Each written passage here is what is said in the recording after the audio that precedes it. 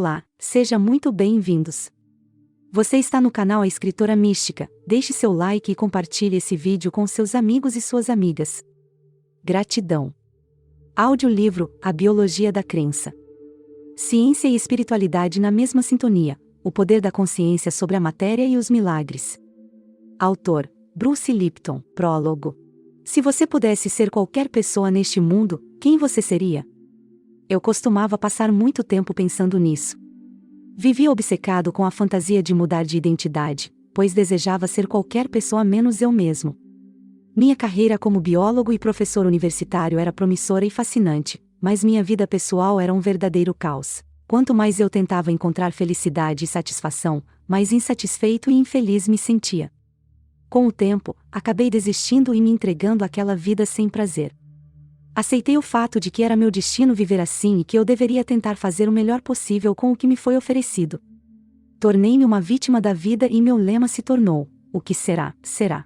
Porém, minha atitude fatalista modificou-se radicalmente em 1985. Eu tinha deixado meu cargo na Escola de Medicina da Universidade de Wisconsin e comecei a lecionar em uma faculdade de medicina no Caribe. Então, distante do mundo acadêmico tradicional, aos poucos minha mente passou a seguir outra linha de pensamento, fora dos padrões e crenças rígidos que até então havia seguido fielmente. Livre das concepções rígidas da ciência convencional e maravilhado com todo aquele mar azul do Caribe, tive uma epifania científica que abalou todas as minhas crenças a respeito da estrutura da vida. Tudo começou quando eu estava pesquisando os mecanismos que controlam a fisiologia e o comportamento das células. De repente, percebi que a vida de uma célula é controlada pelo ambiente físico e energético em que ela se encontra e não pelos genes. Os genes são meros modelos moleculares utilizados na construção das células, dos tecidos e órgãos. O ambiente funciona como uma espécie de empreiteiro, que interpreta e monta as estruturas e é responsável pelas características da vida das células. Mas é a consciência celular que controla os mecanismos da vida, e não os genes.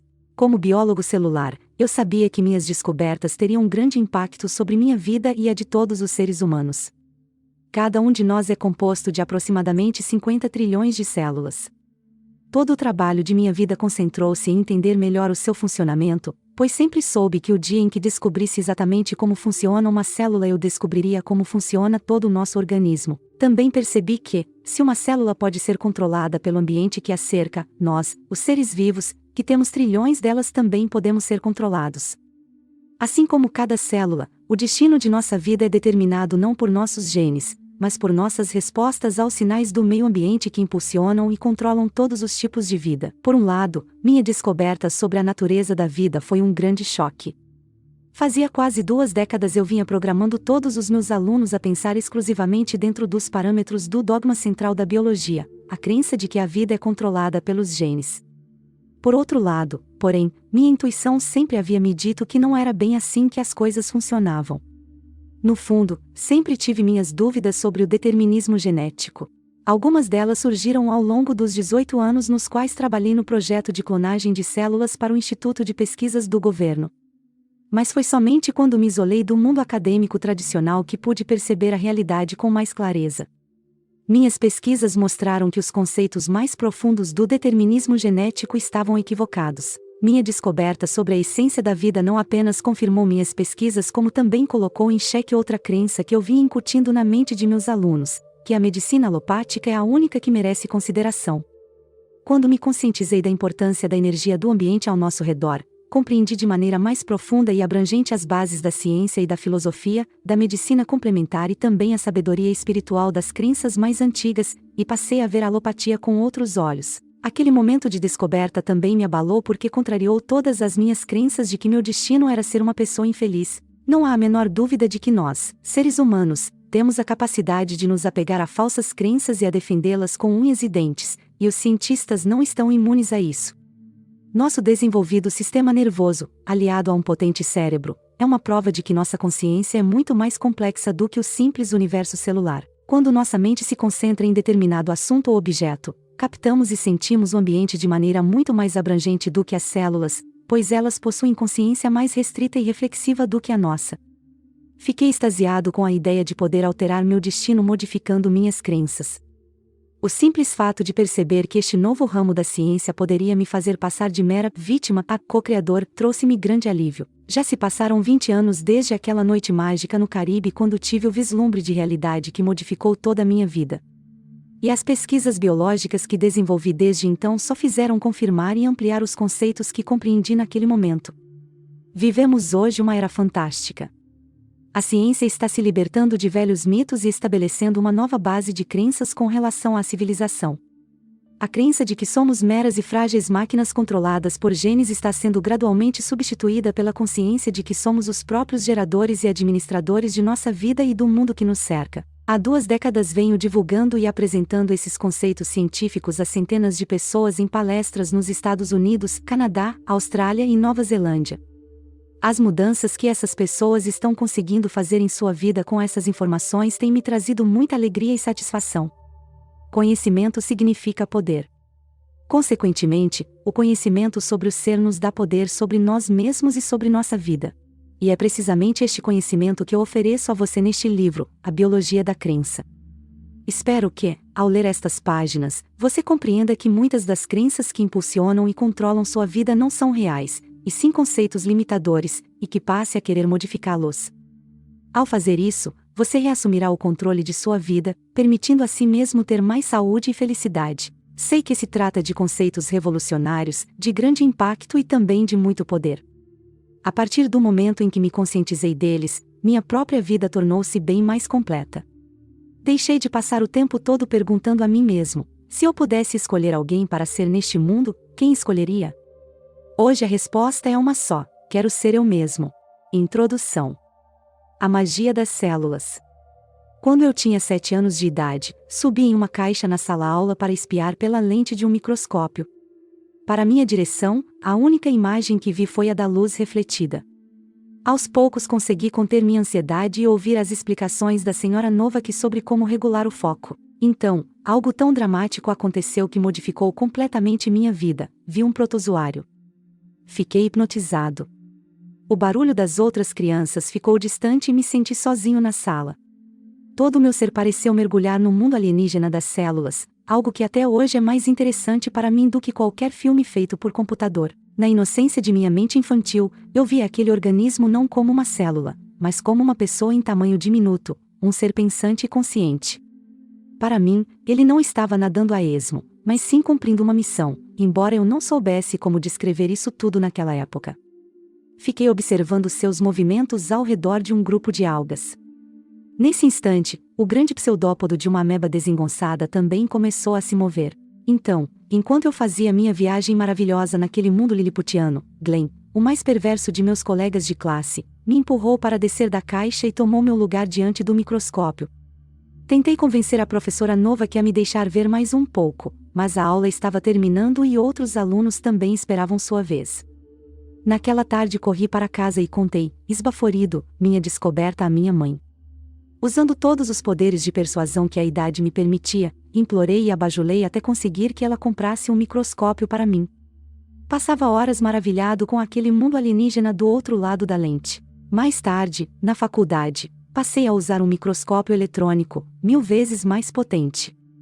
A diferença é mais ou menos como a dos telescópios que os turistas usam para ver cenas da cidade do alto dos edifícios comerciais em relação aos do tipo Hubble, que transmitem imagens do espaço sideral. Entrar na ala de microscópios de um laboratório é como uma cerimônia iniciática para estudantes que aspiram a se tornar biólogos. O portal desse mundo maravilhoso é uma porta giratória preta como aquelas que isolam as salas escuras de revelação de filmes fotográficos. Até hoje me lembro da primeira vez que passei por ela. Era uma divisória entre 2 mundos, minha vida de estudante e meu futuro como cientista e pesquisador. Quando a porta terminou de girar, eu me vi em uma sala grande e escura, iluminada apenas por pequenas lâmpadas vermelhas de segurança. Enquanto meus olhos se adaptavam à escuridão, fiquei assombrado com o que vi. As luzes vermelhas refletiam a superfície espelhada de uma imensa coluna de aço inoxidável com lentes eletromagnéticas que subiam até o teto no centro da sala, e na base da coluna havia um grande painel de controle que lembrava os de um Boeing 727, cheio de chaves, botões, medidores com luzes indicadoras. Na base também havia muitos fios, mangueiras e cabos de vácuo que se espalhavam como tentáculos ou como as raízes de uma árvore. O som das bombas de vácuo e de circuladores de água para refrigeração enchiam o ambiente. Tive a nítida impressão de estar entrando na sala de comando da nave USS Enterprise. Mas aparentemente aquele era o dia de folga do Capitão Kirk, pois quem estava à frente dos comandos era um de meus professores, ocupado com o complexo processo de colocar uma amostra de tecido orgânico em uma câmara de vácuo no centro da coluna de metal. Enquanto os minutos passavam, comecei a ter a mesma sensação que tive aos 7 anos de idade, quando vi uma célula pela primeira vez. Finalmente, uma imagem verde fluorescente surgiu na minha tela. Mal se podia distinguir as manchas escuras do plasma. A imagem estava ampliada em 30 vezes seu tamanho original. O professor começou então a aumentar o tamanho, passo a passo, 100 vezes, 1000 vezes, 10.000 vezes. Quando chegou ao ponto máximo sem distorção, o microscópio havia ampliado a imagem em 100.000 vezes. Era realmente uma cena de jornada nas estrelas, mas em vez de viajarmos pelo espaço estávamos indo em direção ao microcosmo, onde nenhum ser humano jamais esteve. Em um momento, estávamos observando uma célula em miniatura e, no momento seguinte, podíamos observar toda a sua arquitetura molecular. A sensação que tive ao cruzar aquela barreira científica foi indescritível, principalmente porque fui convidado a ser copiloto honorário naquele dia. Tive a honra de tocar os controles e voar sobre aquela paisagem alienígena celular. Meu professor foi meu guia turístico, indicando os pontos principais. Aqui está uma mitocôndria, seu complexo golgiense ali um poro nuclear, uma molécula de colágeno e mais adiante um ribossomo. A ideia de ser um pioneiro, aventurando-me por territórios jamais vistos por olhos humanos me fascinava. O microscópio simples despertou minha atenção para o mundo das células e de sua consciência, mas foi o microscópio eletrônico que me permitiu vislumbrar as moléculas que são a base da vida. Sentia que em algum lugar dentro daquela citoarquitetura da célula eu encontraria algo que me levaria a desvendar os grandes mistérios da existência. Por um instante, aquelas lentes se transformaram em bolas de cristal e na tela fluorescente eu vi meu futuro. Senti que seria um biólogo celular e que iria pesquisar com detalhe todas as nuances da ultraestrutura celular para descobrir seus segredos. Afinal, estava aprendendo na própria faculdade que a estrutura e a função dos organismos biológicos estão intimamente ligadas. Tinha certeza de que, estudando mais profundamente a relação entre a anatomia e o comportamento das células, eu conseguiria entender seu mecanismo.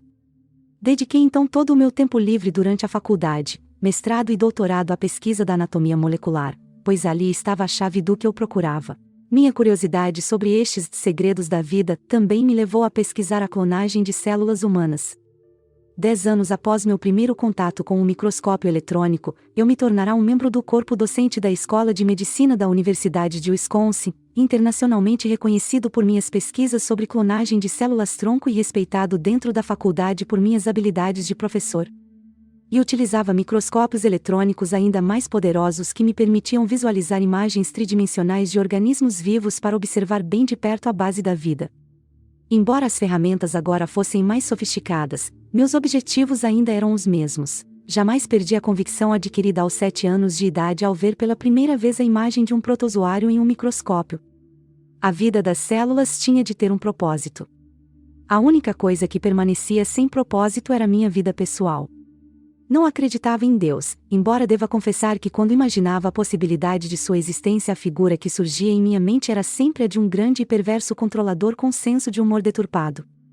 Eu era, afinal, um biólogo tradicional, para quem a existência de Deus era uma questão totalmente irrisória. Considerava a vida mera consequência do acaso, como a sorte no jogo. As probabilidades dos resultados genéticos são as mesmas de um dado rolando sobre uma mesa.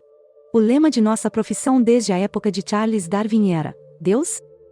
Não precisamos de um Deus. Não que Darwin negasse a sua existência. Ele simplesmente afirmava que o acaso, e não a intervenção divina, é o verdadeiro responsável pela vida na Terra.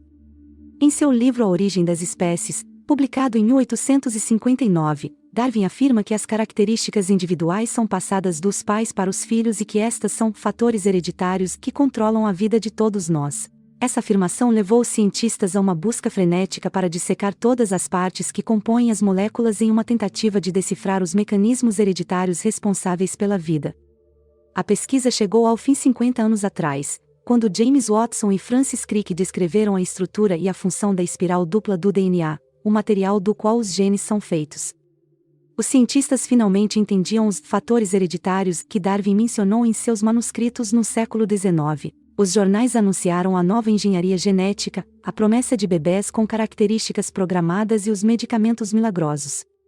Até hoje me lembro das manchetes daquele dia memorável em 1953, descoberto o segredo da vida.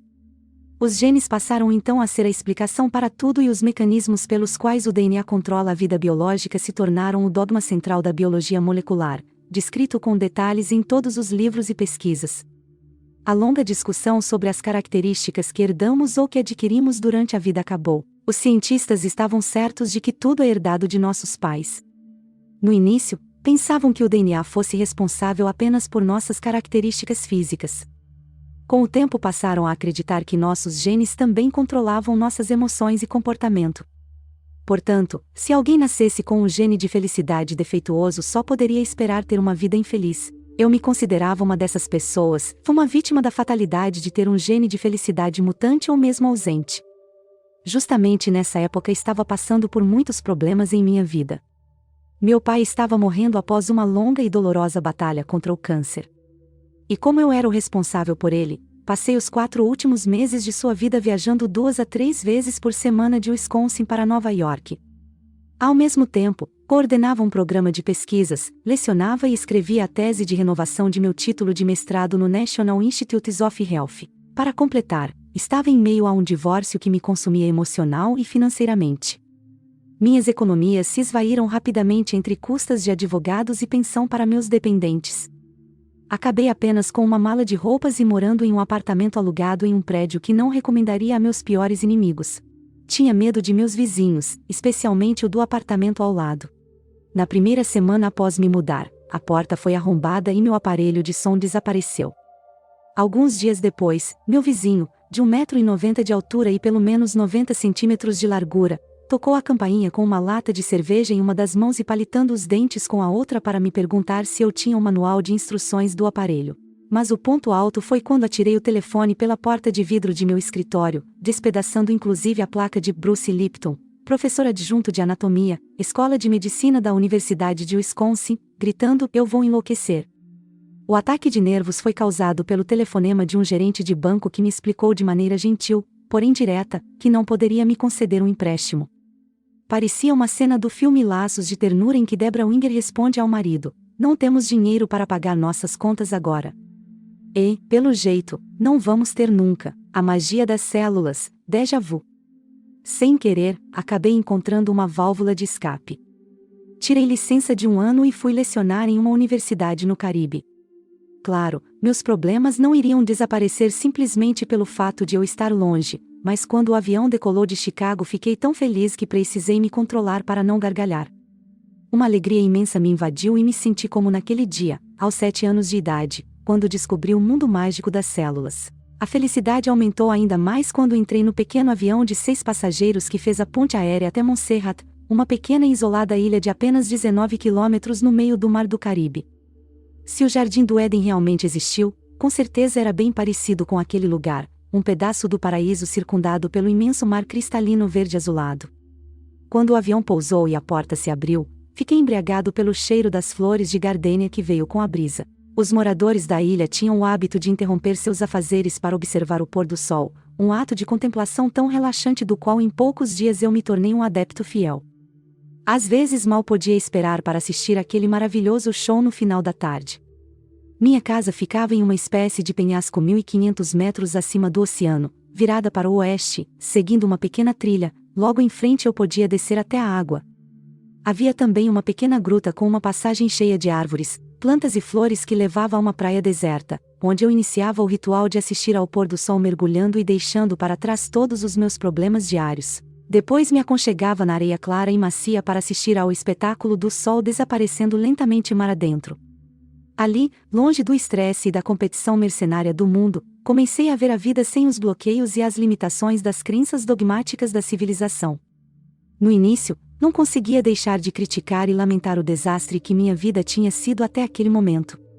Mas aos poucos comecei a colocar de lado as batalhas internas e a rever com mais calma meus 40 anos de vida. Aprendi novamente a vivenciar o momento presente, exatamente como fazia quando criança. reaprendi a sentir o prazer de estar vivo. Acabei me tornando mais humano e humanitário naquela ilha paradisíaca. Também cresci como profissional. Quase toda a minha formação científica havia sido dentro de salas de aula, auditórios e laboratórios frios e estéreis. Meu contato com aquele ecossistema tão rico me fez ver a biologia como um sistema vivo e integrado, e não mais como um conjunto de espécimes dividindo espaço em um planeta. Passeando pelas florestas e mergulhando entre os recifes de coral, pude observar de perto plantas e animais em seu habitat e perceber melhor sua interação. Existe um equilíbrio delicado e dinâmico entre todas as formas de vida e o ambiente. O que descobri nos jardins do Éden do Caribe foi harmonia e não uma luta desesperada pela sobrevivência. Percebi que a biologia tradicional dá pouca ou nenhuma importância à questão da cooperação, pois a teoria de Darwin enfatiza apenas a natureza competitiva dos seres vivos. Para o desgosto de meus colegas norte-americanos, retornei ao Wisconsin protestando e argumentando contra todos os princípios e crenças da biologia tradicional. Criticava abertamente Charles Darwin e sua teoria da evolução. Os biólogos me viam como um padre que se volta contra o Vaticano e acusa o Papa de ser impostor. Todos pensaram que um cocô havia caído em minha cabeça quando pedi demissão da universidade para seguir um sonho de minha vida, entrar para uma banda de rock e fazer uma turnê. Produzi um show de laser com Yanni, que havia se tornado uma celebridade no mundo musical. Mas logo percebi que tinha mais talento como professor e pesquisador do que como produtor de shows de rock. Entrei em crise, acabei desistindo do mundo da música e voltei ao Caribe para lecionar biologia celular. Mas a fase final de minha vida acadêmica foi na Escola de Medicina da Universidade de Stanford, agora defendendo e propagando abertamente a nova biologia. Questionava não apenas Darwin e sua versão canibal da evolução, mas também o dogma central da biologia, segundo o qual os genes controlam a vida. Este dogma tem uma séria falha: os genes não ligam-desligam sozinhos. Ou, em termos mais técnicos, não são aquilo que chamamos de autoemergentes. E preciso que fatores externos do ambiente os influenciem para que entrem em atividade. Os biólogos já sabiam disto havia muito tempo, mas o fato de seguirem cegamente os dogmas da ciência os fazia ignorar esse conhecimento. Por isso, cada vez que eu me manifestava era duramente criticado por todos. Tornei-me um candidato à excomunhão de um bruxo para ser queimado na fogueira. Na palestra que tive de apresentar durante o processo de entrevistas para a vaga de professor em Stanford, acusei todo o corpo docente, inclusive muitos dos renomados geneticistas ali presentes, de se comportarem exatamente como os fundamentalistas religiosos, aceitando o dogma central mesmo sabendo de todas as suas falhas. A plateia se alvoroçou, gritando e vociferando contra mim. Concluí que meu processo de entrevistas havia terminado. Mas, para minha surpresa, as pesquisas e descobertas que apresentei sobre a nova biologia os entusiasmaram a tal ponto que decidiram me contratar. Agora, finalmente, eu tinha o apoio dos grandes cientistas de Stanford, principalmente o do diretor do Departamento de Patologia, para colocar em prática minhas ideias sobre a pesquisa de clonagem de células humanas. E para o espanto de todos, os resultados confirmaram as teorias e princípios que eu havia apresentado. Publiquei 2 ensaios sobre minhas pesquisas e deixei então o mundo acadêmico, desta vez definitivamente, Lipton et al., 1991-1992. Tomei a decisão de abandonar a carreira acadêmica porque, apesar de todo o apoio que recebia em Stanford, sentia que minhas teorias não tinham a atenção que mereciam. Mas, desde que deixei o cargo, novas pesquisas confirmam a todo instante meu ceticismo em relação ao dogma central e ao princípio de que o DNA é que controla a vida. Na verdade, a epigenética, que é o estudo dos mecanismos moleculares por meio dos quais o meio ambiente controla a atividade genética, é hoje uma das áreas mais atuantes da pesquisa científica em geral. O papel do meio ambiente no controle das atividades dos genes já era o foco de minhas pesquisas 20 anos atrás, antes mesmo de a ciência se interessar pelo assunto. Lipton, 1977 a 1977b. É gratificante saber que hoje mais pesquisadores se interessam por esta área. Mas tenho certeza de que, se estivesse lecionando em uma escola de medicina, meus colegas ainda imaginariam se um coco não caiu em minha cabeça enquanto eu estive no Caribe. Nestes últimos 10 anos me tornei ainda mais radical em relação aos padrões acadêmicos e minha preocupação com a nova biologia hoje é muito mais que mero exercício intelectual. Acredito que as células podem nos ensinar muito não apenas sobre os mecanismos da vida, mas também como viver de maneira mais rica e completa. Para os elevados padrões da ciência tradicional, o único prêmio que ideias como as minhas merecem é o de cientista maluco. O que muitos cientistas ainda consideram antropomorfismo, ou melhor, citopomorfismo, eu chamo de biologia 101. Você pode se considerar um indivíduo, mas como biólogo celular eu lhe digo que você é uma grande comunidade cooperativa de aproximadamente 50 trilhões de células e que a maioria delas vive como amebas, ou seja, organismos que desenvolvem uma estratégia cooperativista para a sobrevivência de todos. Em termos mais simples, os seres humanos são meros resultados de uma consciência ameboide coletiva. Assim como uma nação reflete as características de seus cidadãos, nossa condição humana reflete a natureza de nossa comunidade celular, aprendendo com as células. Estudando essas comunidades celulares, cheguei à conclusão de que não somos vítimas de nossos genes e sim donos de nosso próprio destino, capazes de criar uma vida cheia de paz, felicidade e amor. A primeira cobaia dessa teoria fui eu mesmo, pois as pessoas para quem eu dava palestras sempre me perguntavam por que minhas descobertas não tinham me transformado em uma pessoa mais feliz, e estavam certas. Eu tinha de colocar em prática meus próprios ensinamentos. Só percebi que isso estava acontecendo algum tempo depois, quando estava tomando café em uma lanchonete numa bela manhã de domingo. A garçonete comentou enquanto trazia meu pedido: "Puxa, você é a pessoa mais feliz que eu já vi. O que aconteceu de tão bom em sua vida para você ficar assim?" Quase caí da cadeira, tão grande foi minha surpresa, mas respondi sem pensar: "Estou nas nuvens." A garçonete balançou a cabeça e saiu murmurando: "Cada maluco que aparece por aqui." Mas era verdade. Eu estava muito feliz, como jamais havia estado em minha vida. Muitos leitores vão achar exagerado o meu conceito de que a Terra é o paraíso, pois a associação mais comum que fazemos de paraíso é a de moradia da divindade e ou dos que já morreram. Como alguém pode dizer então que uma cidade como Nova Orleans é uma extensão do paraíso? Suas ruas estão cheias de homens, mulheres e crianças vivendo como mendigos, o ar é tão poluído que nem se pode ver as estrelas no céu à noite.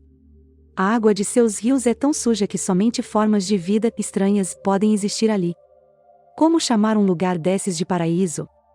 Como uma divindade pode viver em uma cidade assim? E o que este autor maluco chama de divindade? Será que ele conhece alguma pessoalmente? A resposta para essas perguntas é: sim, acredito que vivemos no paraíso. Devo confessar que não conheço todas as divindades pessoalmente, pois não conheço todos os seres humanos. Afinal, são mais de 6 bilhões. Também não conheço todos os membros dos reinos animal e vegetal. Mas sei que todos vocês fazem parte de um único ser, Deus. Como disse Tim Taylor no seriado Tool Time. Espera aí. Ele está dizendo que os seres humanos são Deus? Sim, mas não sou o primeiro a fazer esse tipo de afirmação. Está escrito no Gênesis que somos feitos à imagem e semelhança de Deus. Ninguém diria que um cientista tão racional quanto eu acabaria citando mestres como Jesus, Buda ou Rumi, ou que minha visão reducionista da vida acabaria dando lugar à espiritualidade. Mas se somos realmente a imagem de Deus, precisamos colocar novamente o espírito na equação quando se trata de melhorar nossa saúde física e mental. Outro aspecto a ser revisto quando se trata de seres humanos é que não somos meras máquinas bioquímicas que podem recuperar o equilíbrio físico e mental simplesmente tomando medicamentos. Remédios e cirurgias são ferramentas muito eficazes desde que utilizados com cautela. O conceito de que podem resolver todos os problemas está errado. Cada vez que um medicamento é introduzido no organismo para corrigir um problema, acaba inevitavelmente causando um problema B, C ou D. E também não são os hormônios e neurotransmissores, controlados pelos genes, que dirigem nossa mente, nosso corpo e nossa vida, mas sim nossas crenças. Sim, homens de pouca fé. São nossas crenças que comandam nossa existência. A mente consciente está muito além da mera programação genética. Ao escrever este livro, sinto-me como se estivesse desenhando uma linha na areia, que divide a história da humanidade. De um lado está o neodarwinismo, que dispõe a vida como uma eterna batalha entre robôs bioquímicos, e do outro está a nova biologia, que a considera uma jornada de cooperação entre indivíduos de vontade própria que podem se programar para criar uma existência cheia de felicidade. Ao cruzar essa linha, passamos a entender claramente os conceitos da nova biologia, encerrando definitivamente a polêmica sobre aquilo que é natural em nós ou que herdamos de nossos pais. Percebemos que a mente consciente está muito além da mera programação genética. Creio que neste momento vivenciamos uma mudança profunda e pragmática em nosso modo de ver a vida, algo semelhante ao que aconteceu quando o conceito de que a Terra era redonda substituiu todas as crenças da época. Aos leigos que estiverem preocupados imaginando que este livro é muito técnico, aviso que podem ficar tranquilos. Mesmo em minha fase mais acadêmica, quando vivia de terno e gravata em intermináveis reuniões, jamais deixei de fazer algo que adoro, lecionar. E minha fase pós-acadêmica me permitiu colocar em prática toda a minha experiência de professor, pois viajei pelo mundo apresentando os princípios da nova biologia a centenas de pessoas. Tive de adaptar meu conhecimento acadêmico e utilizar uma linguagem acessível a todos com exemplos e ilustrações muito claros. São os que utilizei neste livro. O capítulo 1 é sobre a inteligência das células e quanto das podem nos ensinar a respeito de nossa mente e de nosso corpo.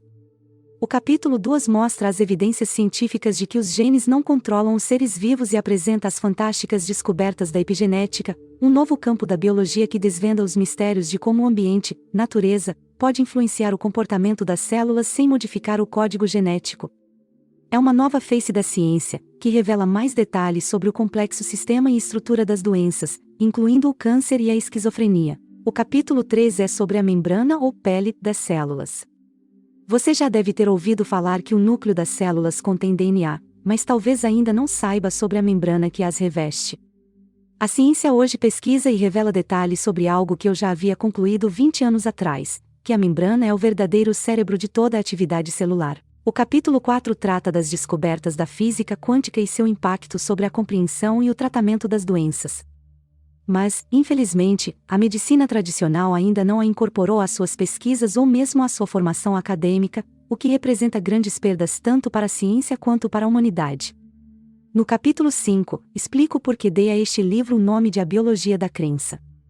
Os pensamentos positivos têm um efeito profundo sobre nosso comportamento e sobre nossos genes, mas somente se estiverem em harmonia com nossa programação subconsciente, e o mesmo vale para os pensamentos negativos. Quando entendemos como as crenças positivas e negativas controlam nossa vida, podemos modificar esses padrões e passar a ter mais saúde e felicidade. O capítulo 6 mostra que tanto as células quanto as pessoas precisam crescer e se desenvolver e como o medo pode impedir esse processo. O capítulo 7 é sobre a paternidade consciente.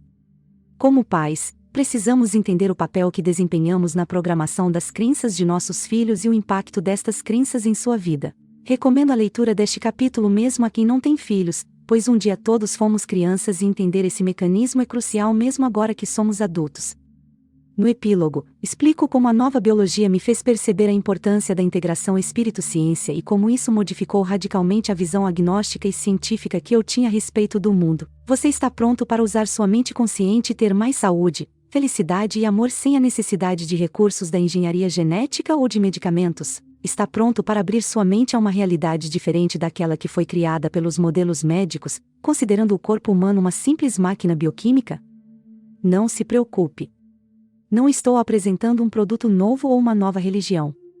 E apenas um convite para que você deixe de lado por alguns instantes todas as crenças impostas pela mídia e pela ciência tradicional para vislumbrar o universo que se abre à sua frente com as descobertas da nova ciência. Capítulo 1 Lições da placa de Petri, a inteligência das células e dos alunos. Problemas no paraíso. Em meu segundo dia no Caribe conheci meus alunos, 100 ansiosos estudantes de medicina, e percebi que nem todas as pessoas viam aquela ilha como eu, um refúgio pacífico e tranquilo no meio do oceano. Para aqueles estudantes, Montserrat era a última chance de transformar o sonho de se tornarem médicos em realidade. Eram quase todos norte-americanos, da costa leste, com idade e etnia variadas. Um deles, aposentado e com 67 anos de idade, estava ansioso para aprender coisas novas. A formação deles também era bem heterogênea. A maioria tinha cursado apenas o colegial, mas também havia professores, contadores, músicos, uma enfermeira e até um contrabandista. Apesar de todas as diferenças, tinham duas características em comum. A primeira é que haviam sido eliminados pelo competitivo processo seletivo das escolas de medicina dos Estados Unidos. A segunda era que tinham intenção real de se tornarem médicos e não desperdiçariam aquela chance de obter seu diploma. A maioria tinha economizado durante anos para pagar aquele curso e as despesas de morar em um país estrangeiro. Muitos estavam se aventurando sozinhos fora de casa pela primeira vez, longe da família e dos amigos, e também boa parte vivia em condições precárias naquele campus. Mas, apesar de todos os obstáculos e contratempos, nada os fazia mudar de ideia. Estavam decididos a se tornarem médicos. Pelo menos era o que parecia quando iniciaram o curso. Antes de mim tinham tido 3 professores de histologia e biologia celular. O primeiro abandonou os alunos porque teve de resolver problemas pessoais e simplesmente foi embora 3 semanas depois de se iniciarem as aulas. A diretoria encontrou outro para substituí-lo, mas este também não pôde continuar porque ficou doente. Para que os alunos não ficassem sem aulas, um professor de outra matéria lia com eles trechos dos livros em sala de aula. Claro, isso não era produtivo e só os entediava, mas pelo menos fazia com que cumprissem a carga horária de palestras, um pré-requisito das bancas examinadoras para a prática da medicina nos Estados Unidos. Então, pela 4ª vez no mesmo semestre, os alunos tinham um novo professor. No primeiro dia, falei rapidamente sobre minha formação acadêmica e minhas expectativas para o curso.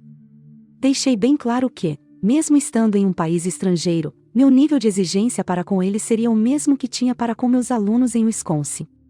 Teriam de passar pela mesma bancada acadêmica, não importava onde estivessem estudando. Tirei então uma pilha de exames de minha pasta e distribuí entre eles, explicando que se tratava de um teste de conhecimentos gerais.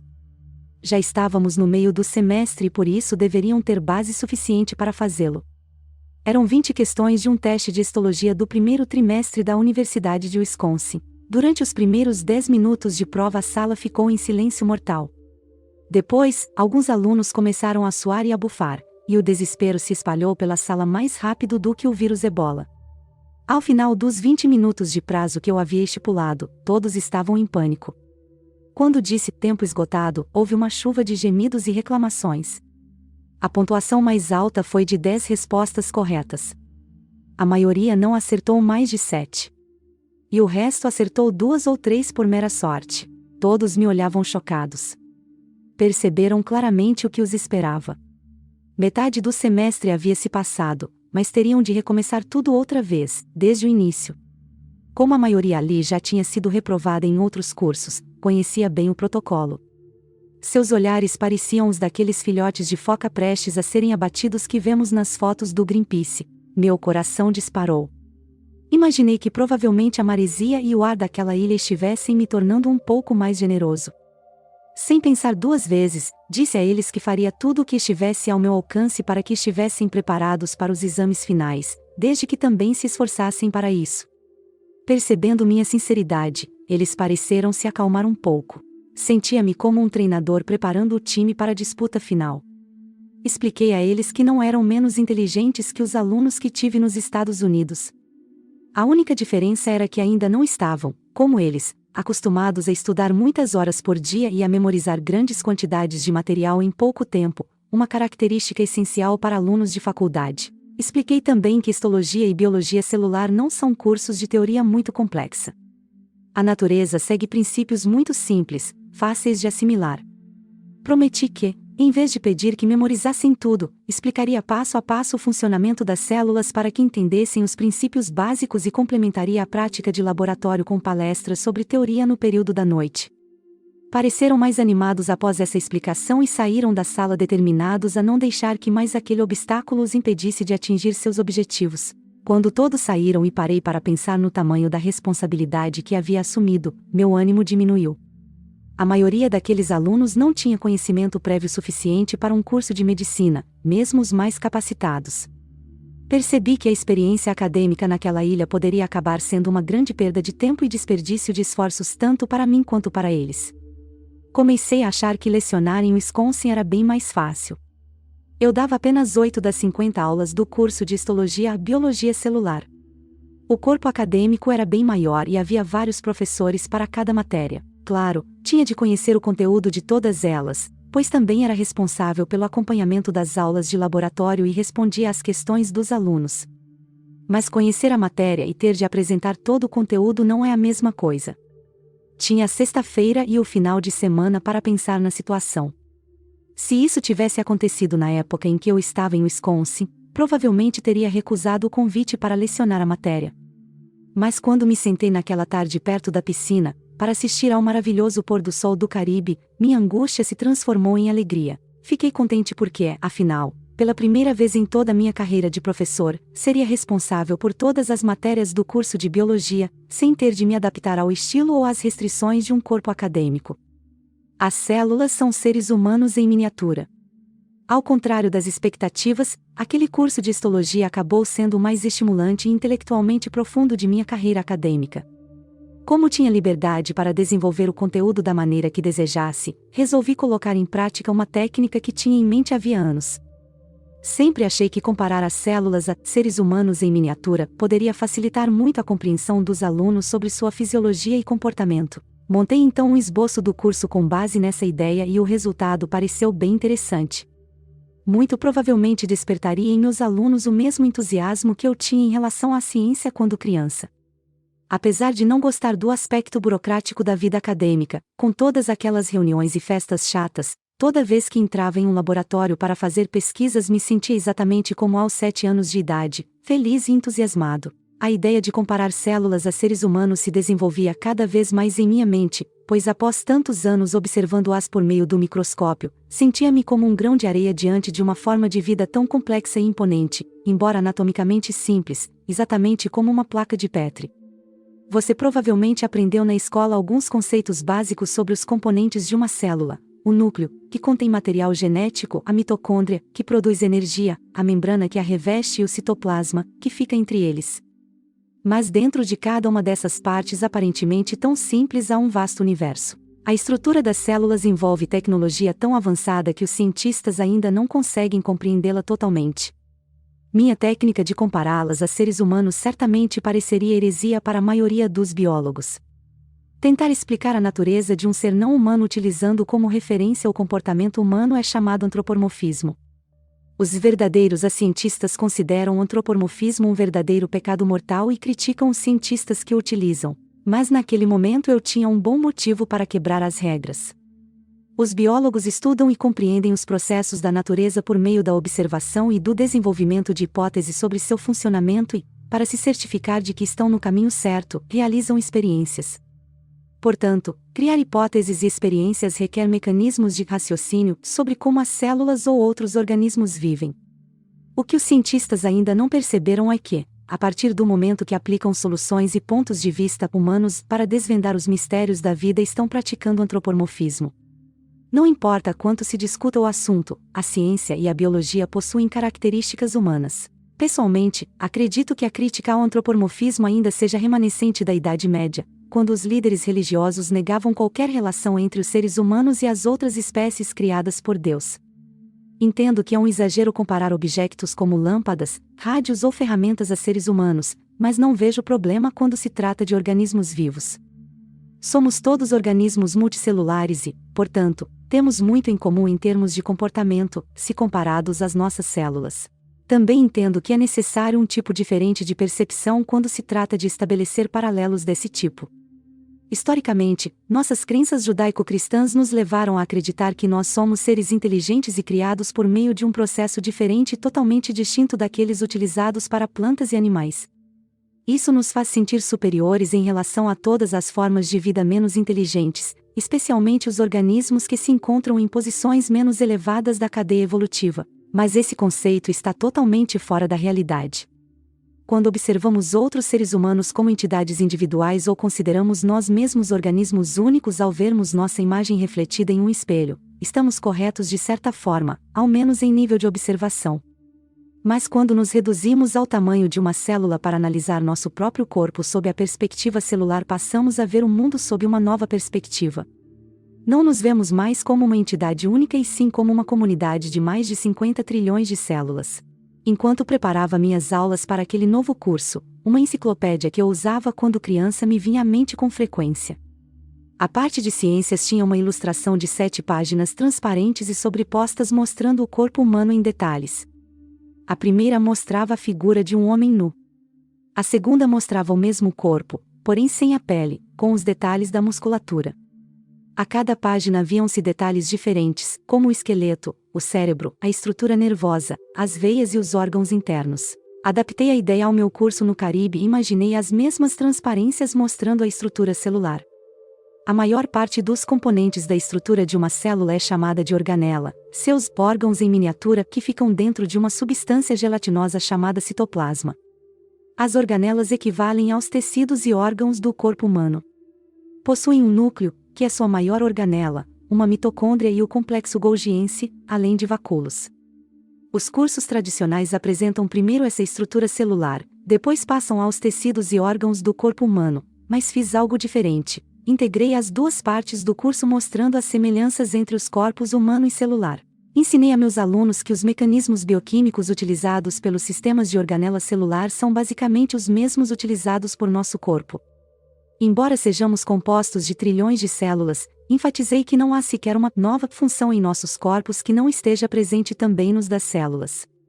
Cada célula eucariótica, isto é, que contém um núcleo, possui uma estrutura funcional equivalente aos nossos sistemas nervoso, digestivo, respiratório, excretor, endocrinológico, muscular, esquelético, circulatório, tegumentar, pele, reprodutivo e até mesmo algo parecido com o nosso sistema imunológico, porém mais primitivo, que utiliza uma família de proteínas semelhantes a anticorpos do tipo ubiquitina.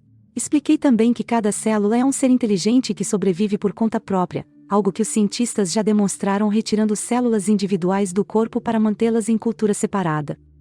Assim como eu havia descoberto intuitivamente durante minha infância, essas células inteligentes têm vontade própria e um propósito de vida. Procuram ambientes que sejam adequados à sua sobrevivência e evitam todos os que possam ser tóxicos e hostis. Da mesma maneira que nós, humanos, fazemos, analisam as centenas de estímulos que recebem do microambiente que habitam para selecionar as respostas comportamentais mais adequadas e garantir sua sobrevivência. As células também são capazes de aprender com as experiências que vivenciam em seu ambiente e de criar uma espécie de memória que é passada aos seus descendentes.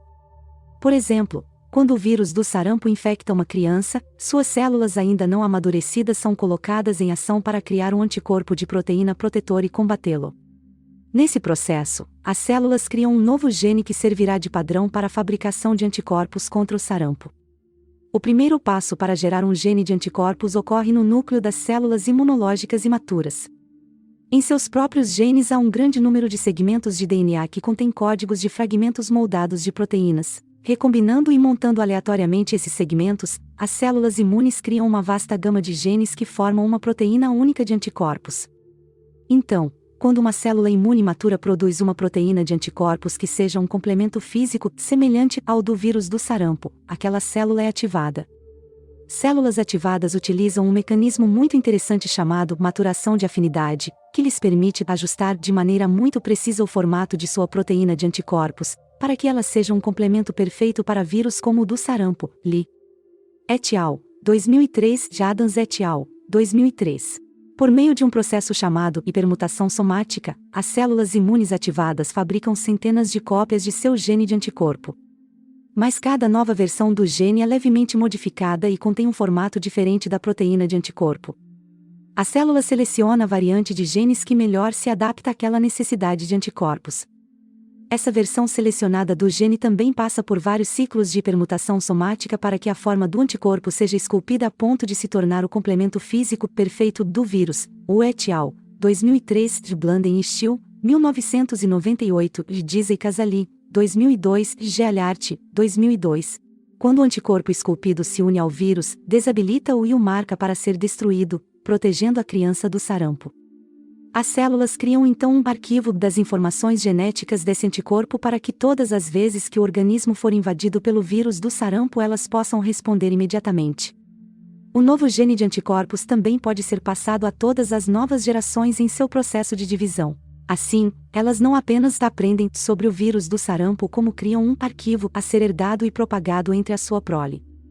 Este magnífico processo de engenharia genética é de extrema importância, pois representa um mecanismo de inteligência inata que permite às células se desenvolver. Still et al. 1998. As origens da vida. Células inteligentes se tornam cada vez mais inteligentes. Não deveria ser uma surpresa para nós o fato de as células serem tão inteligentes. Os organismos unicelulares foram a primeira forma de vida deste planeta. Somente 600 milhões de anos mais tarde, de acordo com análises, é que os fósseis surgiram na Terra. Ou seja, durante 2,75 bilhões de anos da história da Terra os únicos habitantes vivos foram os organismos unicelulares como bactérias, algas e protozoários semelhantes a amebas. Então, há 750 milhões de anos, esses organismos descobriram como evoluir e se tornar ainda mais inteligentes. Surgiram os primeiros organismos multicelulares, plantas e animais.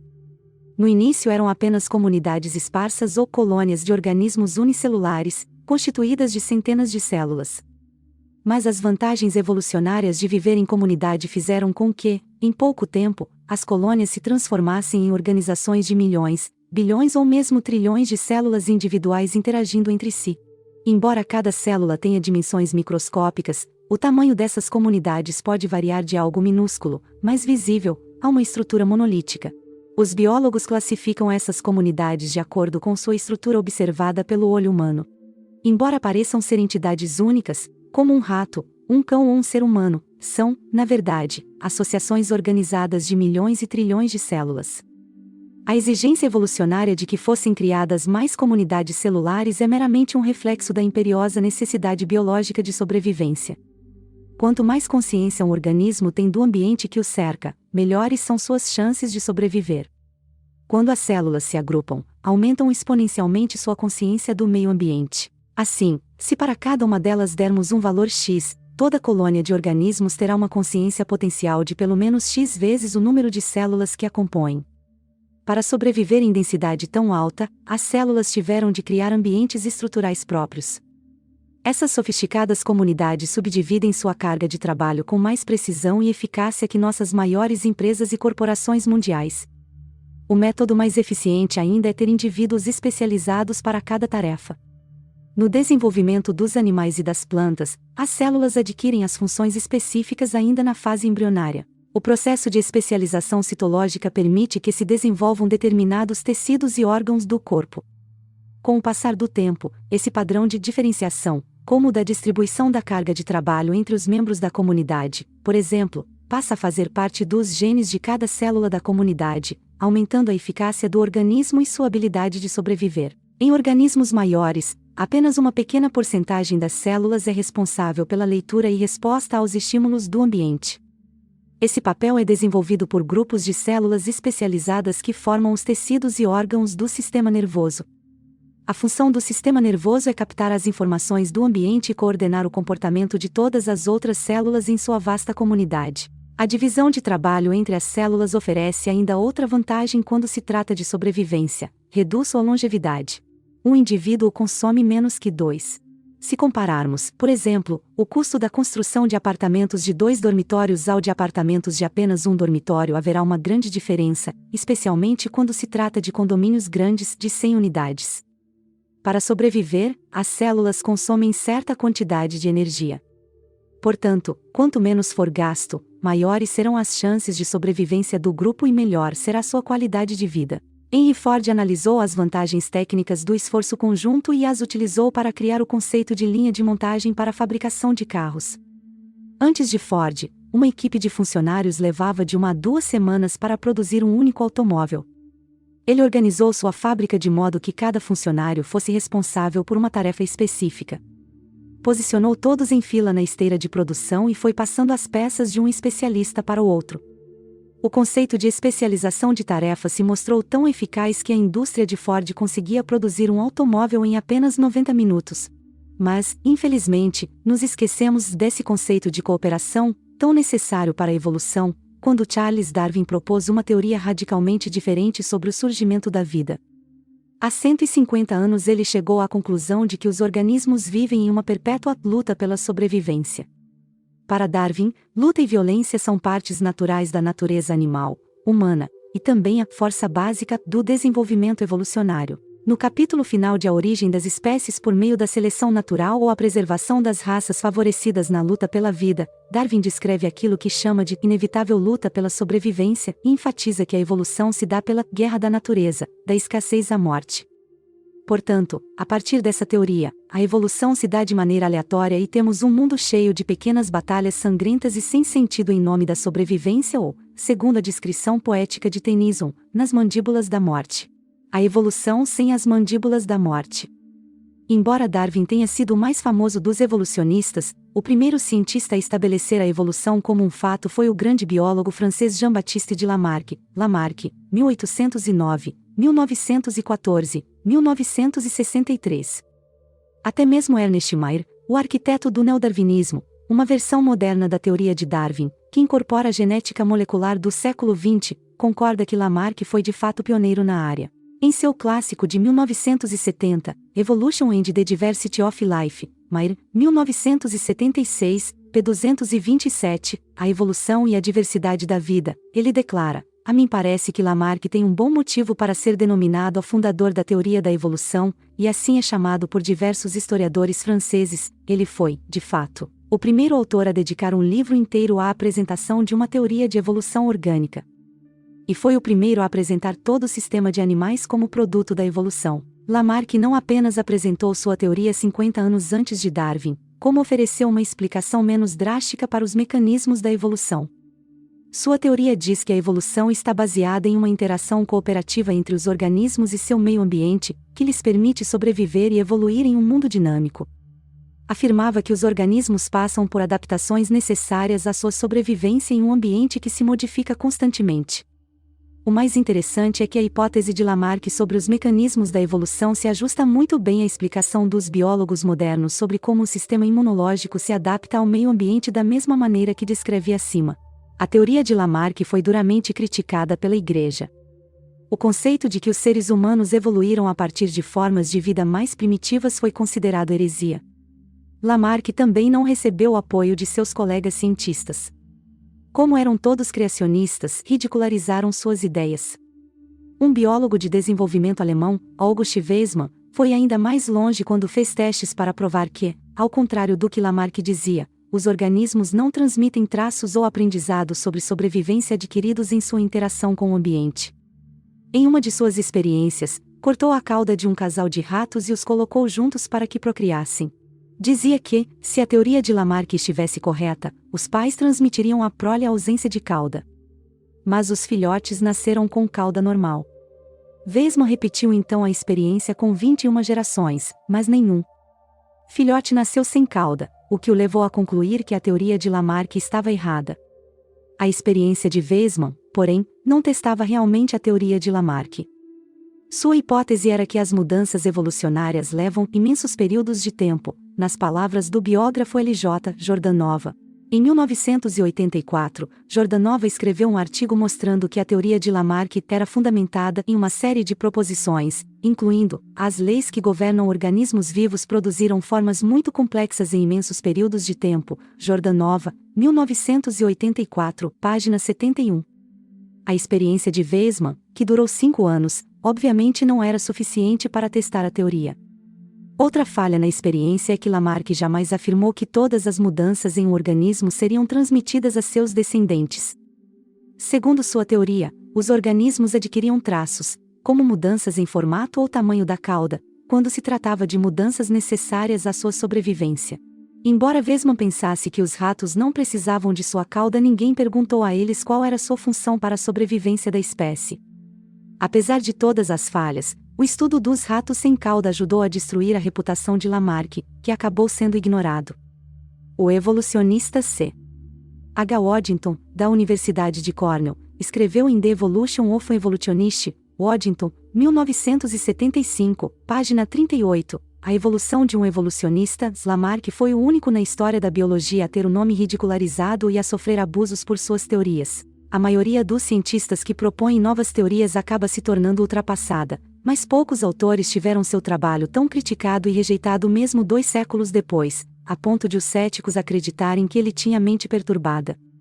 É preciso admitir que Lamarck foi julgado injustamente.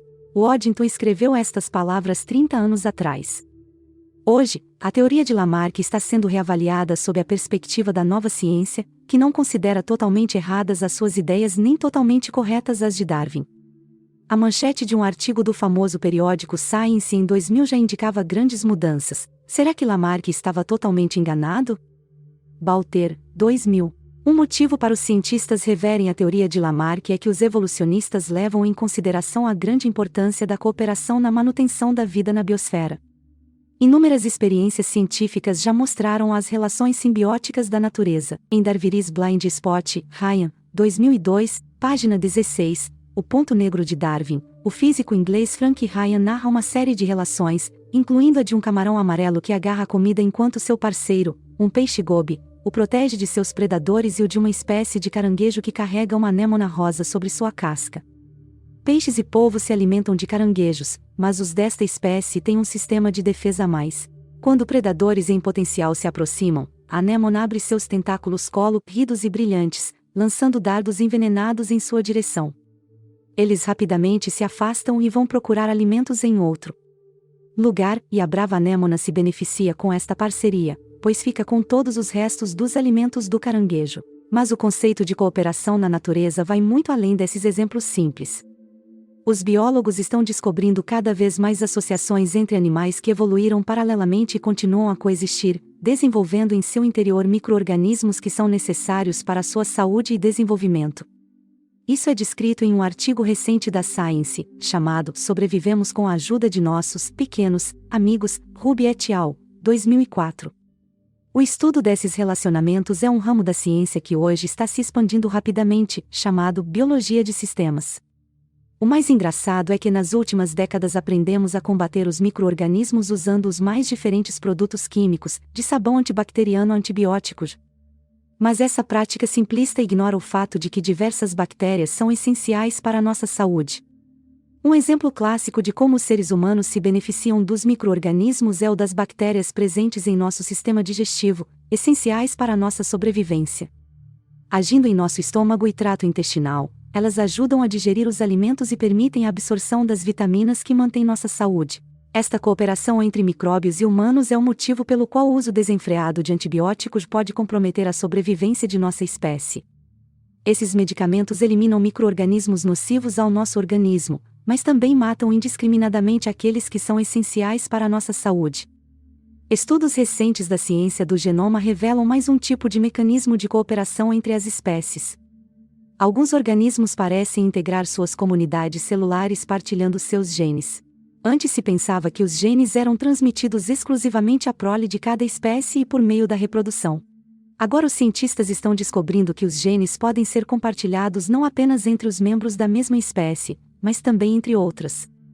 Esse processo de transferência genética acelera a evolução, pois os novos organismos podem adquirir experiências já aprendidas pelos outros. Nietzsche et al., 2004, de Penisi, 2004, de Boucher et al., 2003, de Dutta e Pan, 2002, Gogarten, 2003. Com essa troca de genes, os organismos não podem mais ser vistos como entidades separadas. Não existe mais a suposta divisão entre as espécies. Daniel Drain, gerente do Departamento de Energia do Projeto Genoma, declarou à Science em 2001, 294-1634, não temos mais como simplesmente qualificar espécies, Penisi, 2001. Mas essa troca de informações genéticas não ocorre por acidente. Trata-se de um método que a natureza utiliza para aumentar as chances de sobrevivência da biosfera. Como já mencionei, os genes são os arquivos de memória das experiências aprendidas pelos organismos.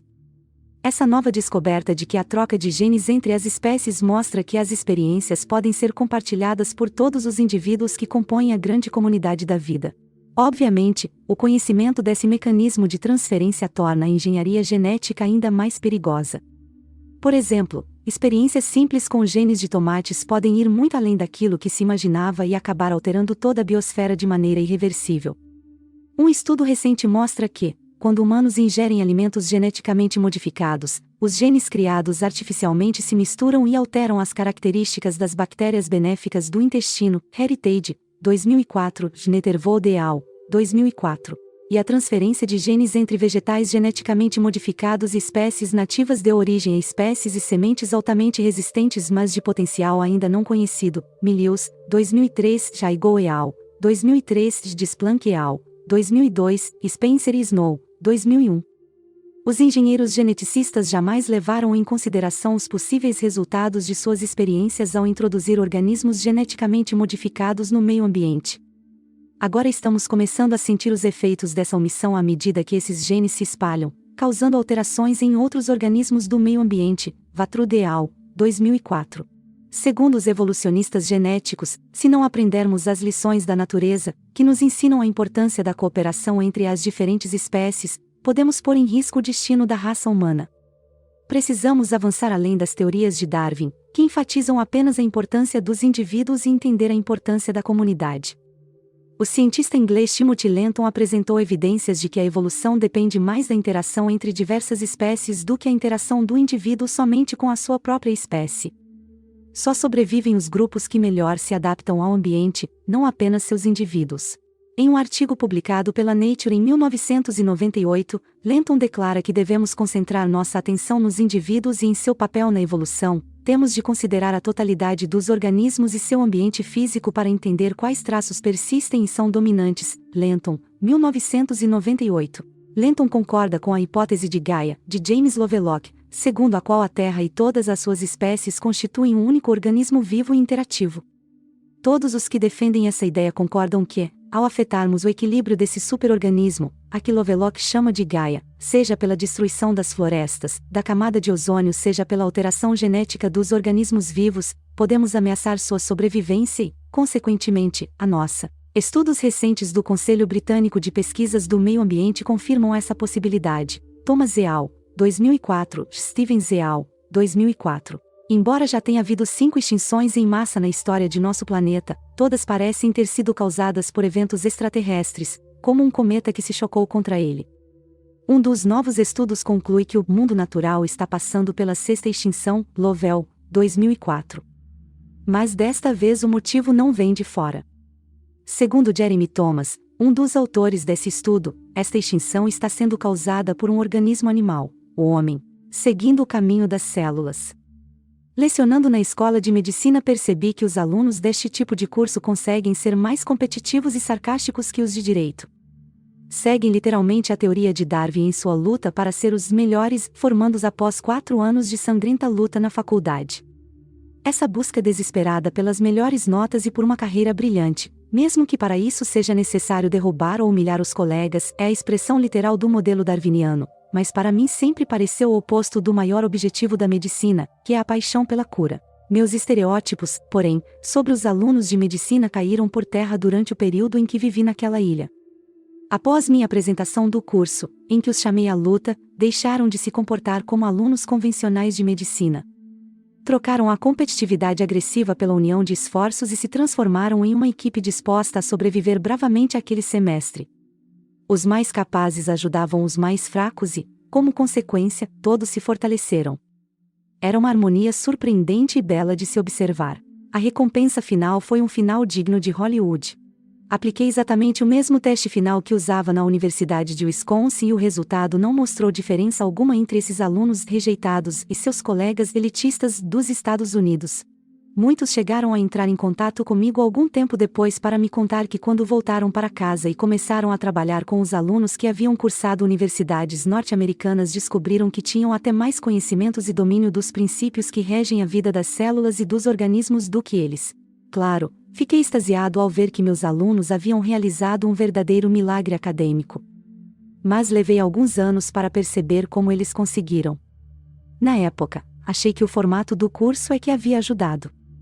Ainda acredito que comparar a biologia das células à biologia humana é a melhor maneira de apresentar o conteúdo. Mas hoje, que me considero ainda mais maluco, no melhor estilo Dr. Dolittle, vejo que boa parte do sucesso de meus alunos ocorreu porque eles modificaram sua atitude e passaram a agir de maneira diferente da de seus colegas nos Estados Unidos. Em vez de se comparar aos estudantes de medicina de lá, resolveram adotar o princípio das células, que se unem para viver melhor e evoluir. Jamais disse a eles que adotassem esse comportamento, até porque eu mesmo ainda seguia o estilo e muitos dos dogmas da ciência tradicional.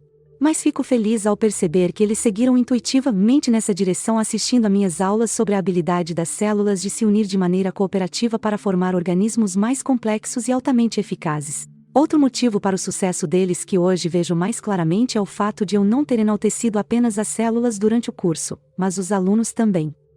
Sentiram-se motivados ao ouvir que tinham tanta capacidade quanto qualquer estudante de medicina que estivesse fazendo o curso nos Estados Unidos.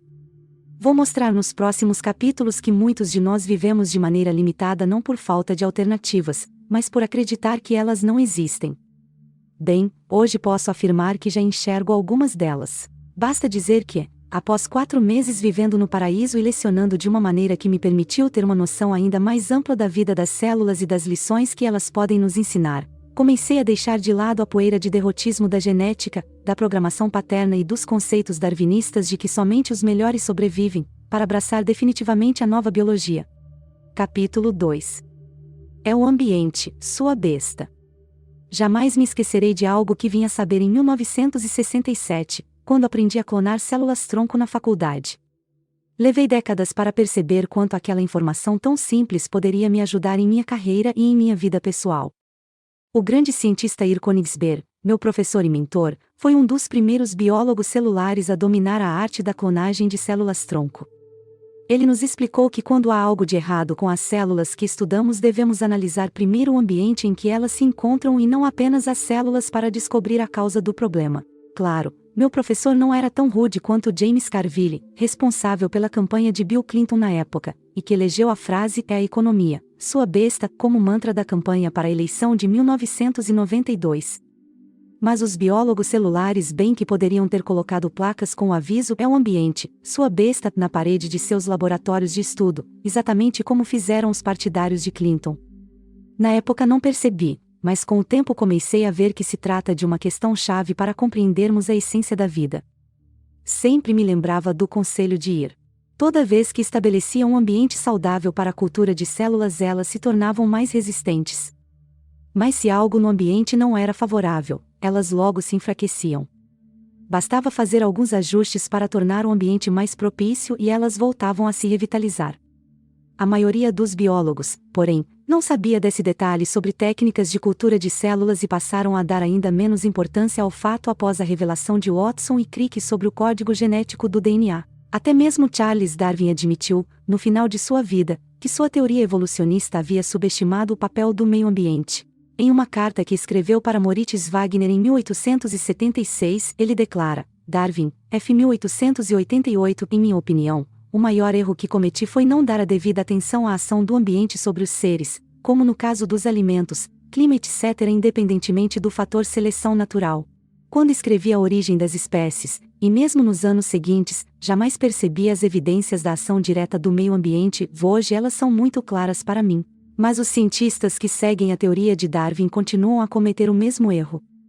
Na verdade, o problema dessa indiferença dos cientistas em relação ao ambiente é a ênfase exagerada da natureza sob o aspecto do determinismo genético, ou seja, a crença de que os genes controlam a biologia.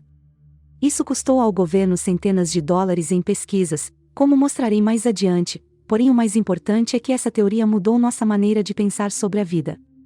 Se alguém acredita que os genes controlam sua vida e que são programados desde o momento da concepção, tem uma boa desculpa para se considerar uma vítima da hereditariedade.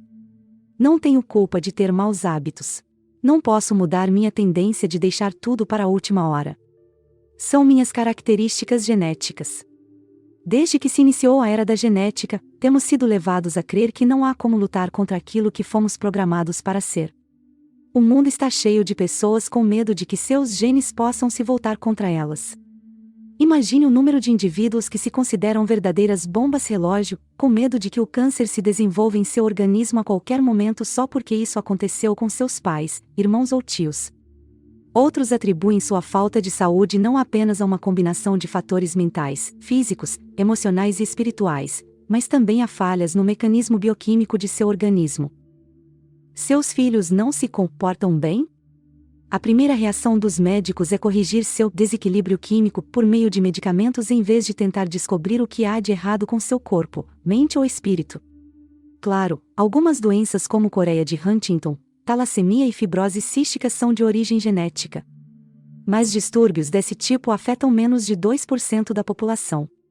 A maioria das pessoas vem a este mundo com uma carga genética capaz de lhes proporcionar uma vida muito feliz e saudável.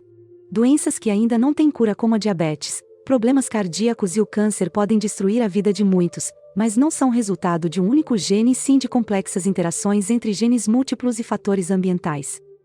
O que pensar então das manchetes sensacionalistas anunciando a descoberta de um gene para cada doença, de depressão à esquizofrenia? Mas leia esses artigos com calma e você vai descobrir outra verdade por trás deles. Os cientistas associaram diversos genes a diferentes doenças e características, mas ainda não chegaram à conclusão de que um simples gene possa ser a fonte delas. A confusão ocorre porque a mídia deturpa o sentido de dois termos muito importantes: correlação e causa. Uma coisa é dizer que um fator está relacionado a uma doença, outra é dizer que ele é a causa dela, pois isso envolve uma ação direta. Se eu lhe mostrar um molho de chaves e disser que uma delas controla meu carro, você vai achar que faz todo sentido, pois sabe que é necessário usar uma chave para dar partida em um automóvel. Mas será que a chave realmente controla o carro? Se fosse assim, não se poderia deixar a chave no carro porque ela iria querer passear sozinha com ele quando você não estivesse por perto. A chave está relacionada ao controle do carro, a pessoa que a tem nas mãos tem controle sobre ele. Da mesma maneira, determinados genes estão relacionados ao comportamento de um organismo e às suas características. No entanto, permanecem em estado passivo a menos que uma força externa haja sobre eles. Mas que força é essa que pode ativar os genes? Uma resposta muito interessante para essa questão foi publicada em um ensaio de 1990 intitulado As Metáforas, o papel dos genes e o desenvolvimento, de H.F. Nijold, 1990. O autor apresenta evidências de que os genes que controlam a biologia se repetem com tanta frequência e por períodos tão longos de tempo que os cientistas se esqueceram de que se trata apenas de uma hipótese, não de verdade comprovada. Na verdade, a ideia de que os genes controlam a biologia é apenas uma suposição jamais comprovada e até questionada pelas descobertas científicas mais recentes. Nijold afirma que o controle genético se tornou uma metáfora em nossa sociedade. Queremos acreditar que os engenheiros geneticistas são os novos mágicos da medicina e que vão curar as doenças com a mesma maestria de gênios como Einstein ou Mozart. Mas metáforas não combinam com verdades científicas. Nijold apresenta a verdade. Quando determinada característica de um gene se faz necessária, o ambiente gera um sinal que o ativa. O gene não se manifesta por si só. Ou seja, quando se trata de controle genético, o que fala mais alto é o ambiente, sua besta. Proteína, o material da vida. É fácil entender como o controle genético se tornou uma metáfora, pois os cientistas se adaptaram rapidamente aos conceitos a respeito do mecanismo do DNA. Especialistas em química orgânica descobriram que as células são feitas de 4 tipos de moléculas grandes: polissacarídeos, açúcares complexos, lipídios, gorduras, ácidos nucleicos, DNA, RNA e proteínas. Embora a célula precise das 4, o componente mais importante para a vida dos organismos é a proteína. A estrutura de nossas células é composta, em grande parte, de blocos de proteína.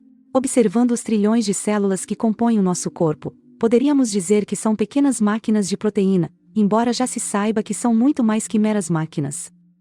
Parece algo simples, mas não é. Para se ter uma ideia, são necessários mais de 100 mil tipos diferentes de proteínas para compor nosso corpo. Vejamos como elas são organizadas. Cada proteína é uma cadeia ou cordão linear de moléculas de aminoácidos parecida com aqueles colares de contas plásticas coloridas de brinquedo de que as meninas gostam. Veja a ilustração seguinte.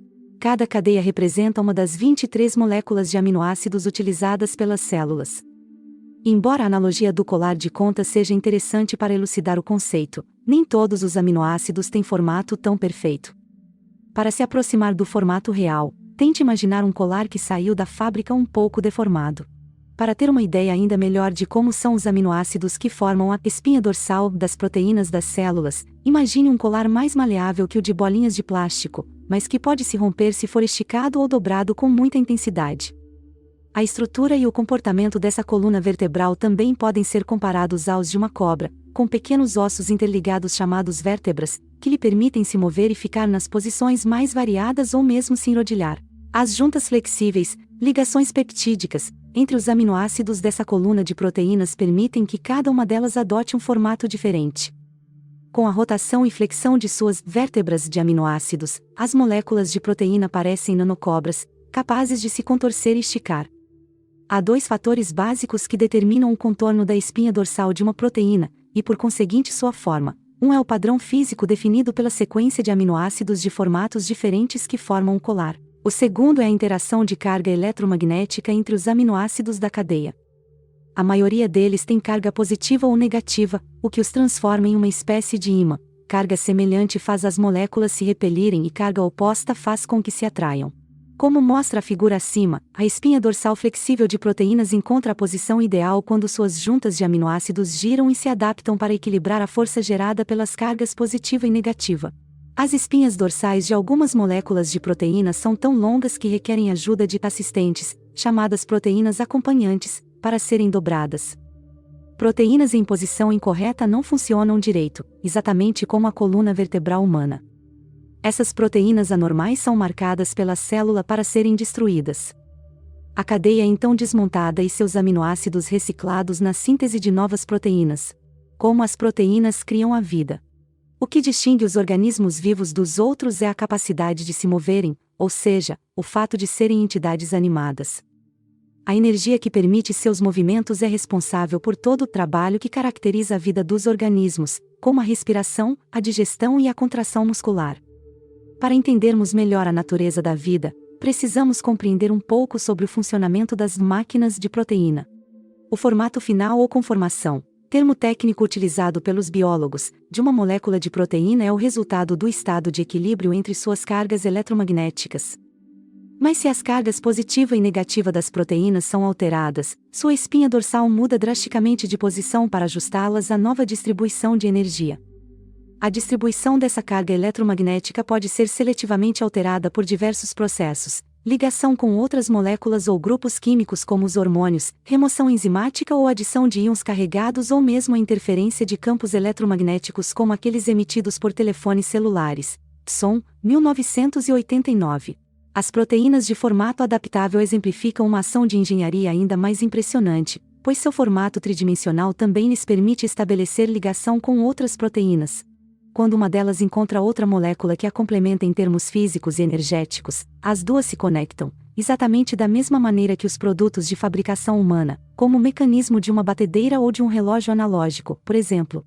Veja as duas ilustrações seguintes. A primeira mostra 5 proteínas de formato único, um exemplo clássico das engrenagens presentes nas células. Essas engrenagens possuem extremidades tridimensionais mais macias que aquelas fabricadas por mãos humanas, mas que se encaixam e mantêm de maneira firme e segura a ligação com outras proteínas complementares. Na segunda ilustração, selecionei o mecanismo de um relógio para mostrar o funcionamento da célula. A primeira figura mostra uma máquina de metal com suas engrenagens, molas, pedras e a caixa do mecanismo. Quando a engrenagem A gira, fazendo com que a engrenagem B gire também, e o movimento de B desencadeia o movimento em C. Na imagem seguinte sobrepus as engrenagens do relógio e o suave mecanismo das proteínas orgânicas, ampliadas milhões de vezes para ter o mesmo tamanho de um relógio, para que se possa ter uma noção mais exata. Imagine a proteína de metal girando, fazendo com que a proteína B se movimente, consequentemente, colocando a proteína C em movimento. Observe então a terceira figura, em que retirei a estrutura do relógio. Voe lá. Você está vendo o mecanismo de uma dos milhões de proteínas que compõem uma célula. Proteínas citoplásmicas que cooperam entre si para criar funções fisiológicas específicas são agrupadas em grupos chamados vias. Estes grupos são identificados por suas funções, como os das vias respiratórias, digestivas, de contração muscular e o infame ciclo de Krebs, amaldiçoado pelos estudantes de ciências que são obrigados a memorizar cada um de seus componentes de proteína e todas as suas complexas reações químicas. Você consegue imaginar a alegria dos biólogos quando descobriram o funcionamento dessas máquinas de montagem de proteínas? As células utilizam os movimentos desse mecanismo para desenvolver funções específicas de metabolismo e comportamento. O movimento constante e adaptável das proteínas, que pode se repetir centenas de vezes em uma fração de segundos, é um movimento que impulsiona a vida. A supremacia do DNA. Você já deve ter percebido que eu ainda não falei sobre DNA, mas há um motivo. A mudança da carga eletromagnética das proteínas é a responsável pelo movimento que gera o comportamento delas, e não o DNA. Até hoje não sei como podemos pensar que os genes controlam a biologia. Em A Origem das Espécies, Darwin sugeria que os fatores hereditários eram passados de geração em geração, controlando as características de cada uma delas. A influência dessa teoria foi tão grande que os cientistas acabaram concentrando suas pesquisas em identificar o material hereditário que acreditavam ser a base da vida. Em 1910, análises microscópicas revelaram que as informações hereditárias que passavam de uma geração para outra estavam nos cromossomos, estruturas semelhantes a fios que se tornam visíveis nas células no momento em que elas se dividem em dois filhotes. Os cromossomos são incorporados à organela maior desses filhotes, o núcleo. Os cientistas isolaram então o núcleo, dissecaram os cromossomos e descobriram que os elementos hereditários eram compostos de apenas dois tipos de moléculas, proteína e DNA. Perceberam então que, de alguma maneira, as máquinas de proteína da vida faziam parte da estrutura e da função dessas células de cromossomos. A compreensão das funções dos cromossomos se tornou mais clara em 1944, quando os cientistas determinaram que era o DNA que continha as informações hereditárias. Avery et al., 1944, Schlederberg, 1994. As experiências de seleção do DNA foram solenes. Aqueles cientistas isolaram DNA puro de uma espécie de bactéria, que vou chamar de espécie A, e adicionaram esse DNA a culturas que continham apenas bactérias do que chamarei de espécie B. Em pouco tempo, as bactérias da espécie B começaram a apresentar traços hereditários que antes só existiam na espécie A. Quando se descobriu que não era necessário nenhum outro elemento além do DNA para transmitir traços de uma espécie para outra, as moléculas de DNA se transformaram em estrelas da ciência. Faltava, então, desvendar a estrutura e as funções daquela molécula milagrosa. Moléculas de DNA são longas e têm o formato de um fio. São compostas de 4 produtos químicos que contêm nitrogênio, chamados bases: adenina, timina, citosina e guanina, ou A, T, C e G. A descoberta de Watson e Crick sobre a estrutura do DNA levou à conclusão de que a sequência das bases A, T, C e G explicam a sequência de aminoácidos em uma espinha dorsal de proteína. Watson e Crick, 1953. Estes longos fios de moléculas de DNA podem ser subdivididos em genes isolados, segmentos que fornecem o projeto de proteínas específicas. O código para se criar máquinas de proteína havia sido finalmente desvendado. Watson e Crick também explicaram por que o DNA é a molécula hereditária perfeita. Cada um desses fios é normalmente entrelaçado a outro, uma configuração chamada de dupla espiral. O conceito genial desse sistema é que as sequências das bases de DNA em ambas as espirais são cópias perfeitas uma da outra. Então, se elas se separam, cada uma contém as informações necessárias para criar outra cópia exata de si mesma. Essa característica lhes permite ser autorreprodutora. Por isso os cientistas imaginaram que o DNA pudesse controlar seu processo de duplicação, ou seja, que fosse dono do próprio nariz. O conceito de que o DNA tivesse esse poder de reprodução e também que servisse de modelo para as proteínas levou Francis Crick a criar o dogma central da biologia, a crença de que o DNA controla a vida. Este dogma passou a ser tão importante para a biologia moderna que se tornou algo como os 10 mandamentos da ciência. Também chamado de supremacia do DNA, está presente em todos os textos científicos da atualidade. O DNA figura com destaque na teoria do funcionamento da vida, seguido de perto pelo RNA. O RNA é uma espécie de fotocópia do DNA, um gabarito físico que contém todas as sequências de aminoácidos que formam a espinha dorsal de uma proteína. O diagrama da supremacia do DNA descreve a base lógica da era do determinismo genético. Como as características de um organismo vivo são definidas pela natureza de suas proteínas e o código delas está no DNA, faz todo sentido dizer que ele é sua causa ou fator determinante. O projeto Genoma Humano. Agora que o DNA havia atingido o status de superestrela da ciência, o desafio seguinte era criar um catálogo de todas as estrelas genéticas no firmamento humano. Iniciou-se, então, em 1980, o projeto Genoma Humano, um esforço científico global para classificar todos os genes de nossa composição orgânica. Tratava-se de um projeto ambicioso e de grandes proporções. Convencionou-se que o corpo precisava de um gene modelo para cada uma das 100 mil proteínas que compõem nosso corpo e também de mais 20 mil genes reguladores para orquestrar a atividade de codificação das proteínas. Os cientistas concluíram que o genoma humano deveria conter um mínimo de 120 mil genes entre nossos 23 pares de cromossomos. Mas não era só isso. Parecia que os cientistas estavam no meio de uma piada cósmica, o tipo daquela que acontece sempre que alguém acha que descobriu os segredos do universo. Imagine o impacto que Nicolau Copérnico causou ao anunciar em 1543 que a Terra não era o centro do universo como pensavam os cientistas teólogos da época. O fato de que era a Terra quem gravitava ao redor do Sol e o de que nem mesmo o Sol era o centro do universo colocaram em xeque os ensinamentos da Igreja. As descobertas de Copérnico deram início à revolução científica ao desafiar o conceito de infalibilidade da Igreja e fizeram com que a ciência a substituísse como fonte de conhecimento e de descoberta dos mistérios do universo.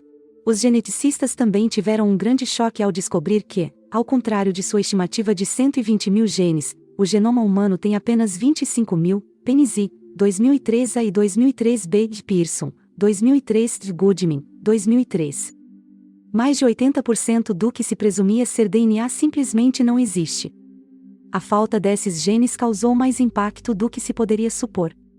O conceito de gene e proteína únicos era o princípio básico do determinismo genético. Com isso, o projeto Genoma Humano veio abaixo e todos os nossos conceitos sobre o funcionamento básico da vida tiveram de ser revistos. Não era mais possível continuar acreditando que a engenharia genética iria resolver todos os dilemas biológicos. Não há genes suficientes para compor um quadro tão complexo quanto a vida ou as doenças humanas.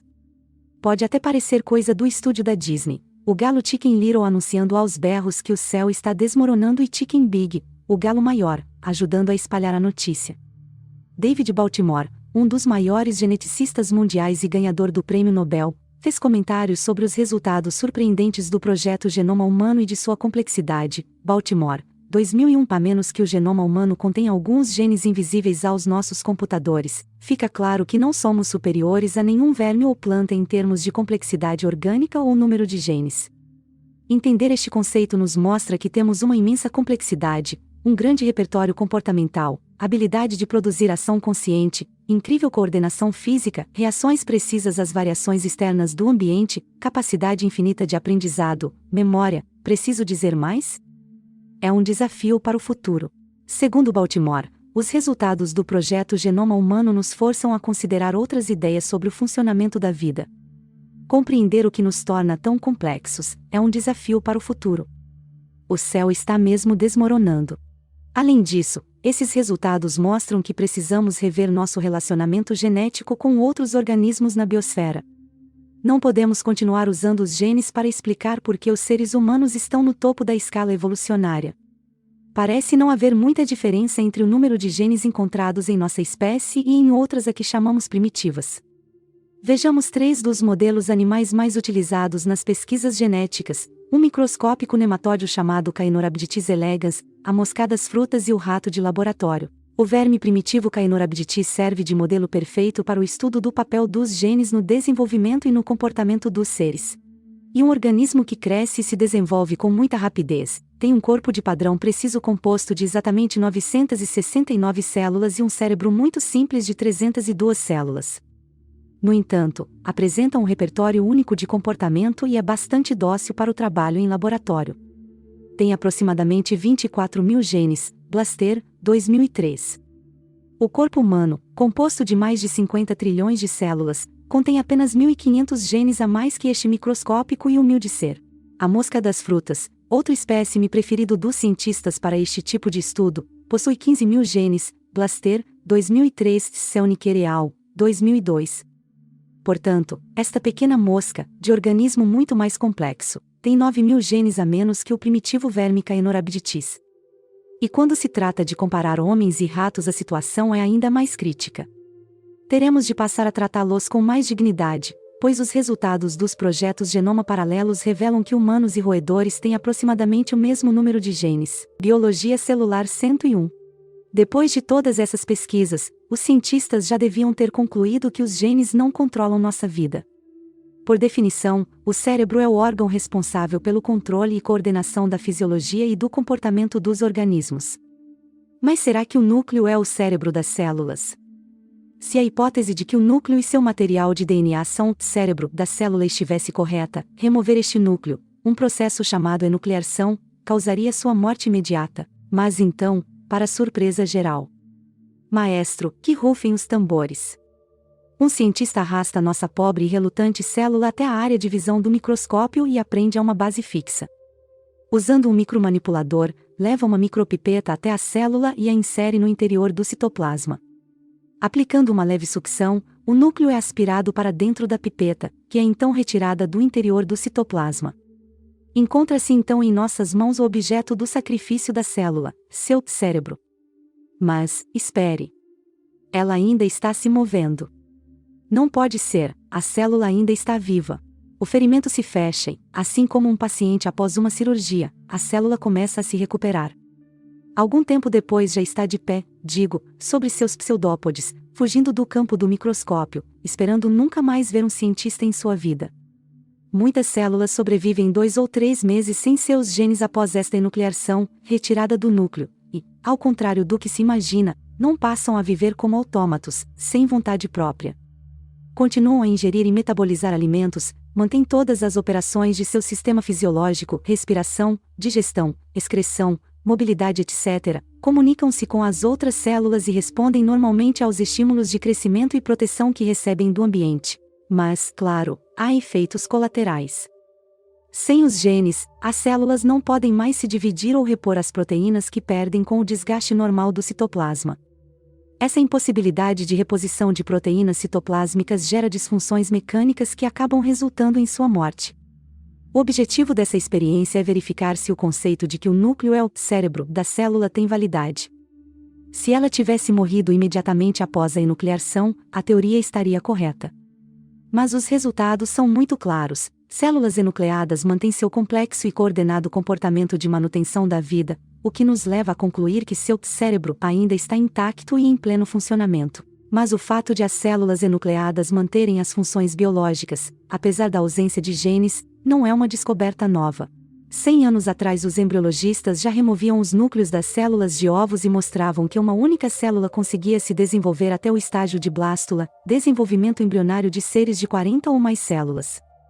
Hoje, as células enucleadas são utilizadas na indústria em camadas de células alimentadoras para a cultura de vírus de vacinas. Bem, mas se o núcleo e seus genes não são o cérebro de uma célula, qual é a verdadeira contribuição do DNA para a vida celular? Células enucleadas não morrem porque perdem o cérebro, e sim a capacidade de reprodução. Sem essa habilidade não conseguem mais repor proteínas ou mesmo se dividir para criar réplicas de si mesmas. Então, pode-se concluir que o núcleo não é o cérebro da célula, e sim sua gônada. Confundir órgãos sexuais com o cérebro é até um erro aceitável, já que a ciência sempre adotou um comportamento patriarcal. Como machos são normalmente acusados de pensar com suas gonadas, não é de se surpreender que os cientistas tenham confundido o núcleo das células com o cérebro. Epigenética: a nova ciência nos permite resgatar o controle sobre nossa vida. Os teóricos que defendem a tese de que os genes comandam nosso destino parecem ignorar as experiências sobre as células anucleadas realizadas há mais de 100 anos. Mas não podem ignorar as novas pesquisas, que também mostram que eles estão enganados. Enquanto o projeto Genoma Humano figurava em todas as manchetes, um grupo de cientistas iniciava um novo e revolucionário campo da biologia chamado epigenética. A ciência da epigenética, que significa literalmente controle sobre a genética, modificou completamente os conceitos científicos sobre a vida. Pry, 2004, Silverman, 2004. Na última década, as pesquisas epigenéticas estabeleceram que os padrões de DNA passados por meio dos genes não são definitivos, isto é, os genes não comandam nosso destino. Influências ambientais como nutrição, estresse e emoções podem influenciar os genes ainda que não causem modificações em sua estrutura. Os epigeneticistas já descobriram que essas modificações podem ser passadas para as gerações futuras da mesma maneira que o padrão de DNA é passado pela dupla espiral. Heike Walter, 2001, Surani, 2001. Não há dúvida de que as descobertas epigenéticas deixaram para trás as descobertas genéticas. Desde a década de 1940, os biólogos vêm isolando o DNA do núcleo das células para estudar os mecanismos genéticos. Nesse processo de abrir a membrana do núcleo retirado e remover os cromossomos, compostos metade de DNA e metade de proteínas reguladoras, em sua ânsia de estudar o DNA, jogavam fora as proteínas. Na verdade, estavam jogando fora o bebê junto com a placenta. Hoje esse bebê está sendo resgatado com o estudo das proteínas dos cromossomos, que desempenham um papel tão crucial na hereditariedade quanto o DNA. O DNA forma o centro do cromossomo e as proteínas formam um revestimento ao seu redor. Enquanto os genes estão cobertos, porém, sua informação não pode ser lida. Imagine que seu braço é o DNA responsável pela característica de olhos azuis e que ele é recoberto por uma camada de proteínas reguladoras que o protegem como a manga de uma camisa, impedindo que suas informações sejam acessadas. Como se remove essa manga? Somente um sinal do ambiente pode fazer com que essa capa de proteína modifique seu formato. Como ocorre com a dupla hélice de DNA, por exemplo, permitindo que seus genes sejam lidos. Quando o DNA fica exposto, a célula pode fazer uma cópia dele, e a atividade do gene passa a ser controlada pela presença ou pela ausência da capa de proteína que, por sua vez, é controlada pelos sinais do ambiente. A história do controle epigenético é a história de como os sinais ambientais controlam a atividade dos genes. Agora fica claro que o quadro de primazia do DNA tem falhas. O esquema revisado do fluxo de informações hoje pode ser chamado de primazia do ambiente. Este novo e mais sofisticado fluxo de informações da biologia começa com um sinal do ambiente que age sobre as proteínas reguladoras, depois sobre o DNA, o RNA e finalmente sobre o resultado final, a proteína. A ciência da epigenética também deixa claro que há dois mecanismos pelos quais os organismos transmitem suas informações hereditárias. Ambos permitem aos cientistas estudar tanto as contribuições da natureza, genes, quanto as do aprendizado, mecanismos epigenéticos, sobre o comportamento humano. Se focarmos nossa atenção apenas nos padrões, como os cientistas vêm fazendo há décadas, jamais vamos entender a influência do ambiente. Dennis, 2003, Chakravarti e Little, 2003. Vamos usar uma analogia para tornar mais clara essa relação entre a epigenética e os mecanismos genéticos. Você se lembra da época em que a programação da televisão acabava à meia-noite? Quando os canais saíam do ar, um padrão de teste era exibido na tela. A imagem era semelhante à de um alvo de dardos, como na figura seguinte. Imagine que o padrão da tela é o padrão codificado por um determinado gene, como o de olhos castanhos, por exemplo. Os botões e os controles da TV permitem que você modifique a aparência horizontal e vertical da tela, ligue ou desligue o aparelho e altere características como cor, tonalidade, contraste e brilho. Ao fazer essas modificações você pode alterar a aparência da tela, mas não modificar o padrão original da imagem. Esse é o papel das proteínas reguladoras. Estudos de síntese de proteínas revelam que os controles epigenéticos podem criar mais de 2.000 variações de proteínas a partir de um mesmo padrão genético. Bray, 2003, Samuker et al., 2000. Experiências da vida dos pais moldam o perfil genético das crianças. Sabemos que as regulagens geradas pelo meio ambiente descritas acima podem ser passadas de geração em geração. Um estudo importante publicado pela Universidade de Duke em Lua de agosto de 2003 sobre biologia molecular e celular mostra, por meio de experiências com ratos, que um ambiente rico pode ter influência mais forte que as mutações genéticas. Waterland e Girtley, 2003. Nesse estudo, cientistas observaram os efeitos de suplementos dietéticos sobre ratas prenhas com genes de cutia. Este tipo de rato costuma apresentar pelagem amarelada e obesidade extrema, o que o predispõe a doenças cardiovasculares, diabetes e câncer. Na experiência, um grupo de cutias mães amarelas e obesas recebeu suplementos ricos em metil do tipo encontrado em lojas de produtos alimentares, ácido fólico, vitamina B2, betaína e colina. Esses suplementos foram escolhidos porque muitos estudos mostram que o grupo químico metil está associado a modificações genéticas. Ao entrar em contato com o DNA, esses nutrientes modificam as características das proteínas cromossômicas reguladoras. Se elas se juntam ao gene e o envolvem, a carcaça de proteína não pode ser removida e as informações do gene não podem ser lidas. Assim, o DNA metilado pode impedir ou modificar a atividade do gene.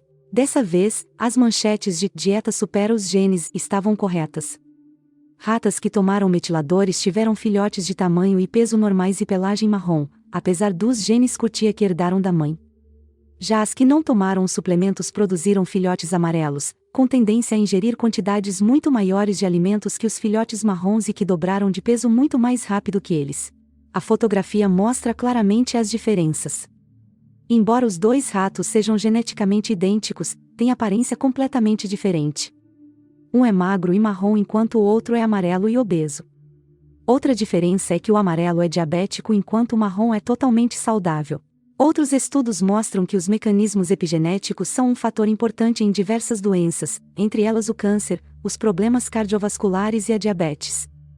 Na verdade, apenas 5% dos pacientes de câncer ou que apresentam problemas cardiovasculares podem atribuir suas doenças a fatores hereditários. Villett, 2002. A mídia alardeou a descoberta do gene do câncer de mama, mas deixou de mencionar que 90% dos casos desse tipo de câncer não está associado a genes herdados.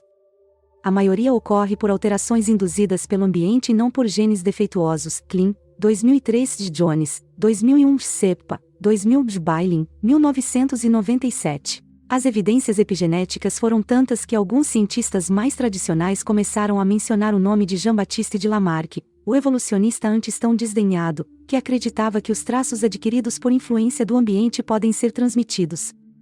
A filósofa Eva Jablonka e o biólogo Marion Lamb declaram em seu livro publicado em 1995, Herança Epigenética e Evolução, a dimensão lamarckiana. Nos últimos anos, a biologia molecular mostrou que o genoma é mais amplo e suscetível ao ambiente do que se imaginava. Mostrou também que as informações podem ser transmitidas aos descendentes de várias maneiras, não apenas por meio da sequência básica do DNA, Jablonka e Lamb, 1995. Bem, voltamos ao ponto em que iniciamos este capítulo, o ambiente. Em meu trabalho de laboratório, pude testemunhar diversas vezes o impacto do ambiente modificado nas células que estava estudando. Porém, foi somente no final de minha carreira de pesquisador, em Stanford, que a mensagem se tornou mais clara em minha mente. Percebi que a estrutura e a função das células endoteliais, da mucosa dos vasos sanguíneos, se modificavam dependendo do ambiente a que eram expostas. Quando eu adicionava produtos químicos inflamatórios à cultura, as células se transformavam rapidamente em macrófagos, os limpadores do sistema imunológico responsáveis por eliminar corpos estranhos. O mais interessante foi constatar que mesmo após eu ter destruído o seu DNA com raios gama, elas ainda se transformavam. Ou seja, mesmo funcionalmente enucleadas, essas células endoteliais conseguiam modificar seu comportamento biológico em resposta a agentes inflamatórios da mesma maneira que faziam quando tinham seus núcleos intactos. Isso me mostrou claramente que apresentavam algum tipo de controle inteligente apesar da ausência de genes. Lipton, 1991. 20 anos se passaram desde que meu mentor Ir Königsberg me orientou a analisar o ambiente quando as células estudadas adoecem, mas somente agora compreendo exatamente o que ele quis dizer. O DNA não controla a biologia e o núcleo não é o cérebro das células. Assim como eu e você, elas são moldadas pelo ambiente em que vivem. Então, finalmente entendi a célebre frase: é o ambiente, sua besta.